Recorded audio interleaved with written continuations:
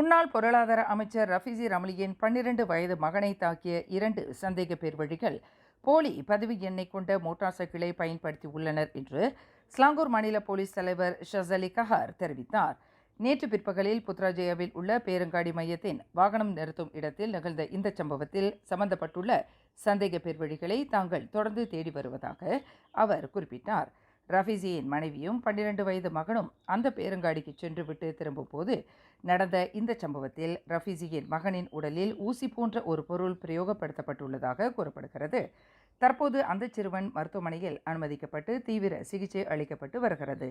சம்பந்தப்பட்ட மோட்டார் சைக்கிளை தாங்கள் அடையாளம் கண்டதாகவும் ஆனால் அதில் பொருத்தப்பட்டுள்ள எண்பட்டை போலியானது என்பது உறுதி செய்யப்பட்டுள்ளதாக ஷசலி கஹார் குறிப்பிட்டார்.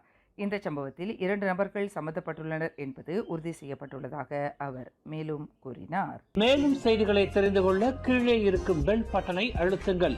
உங்கள் மகிழ்ச்சியை வெளிப்படுத்த லைக் மற்றும் ஷேர் செய்யுங்கள். தொடர்ந்து திசைகளோடு இணைந்திருக்க சப்ஸ்கிரைப் செய்யுங்கள்.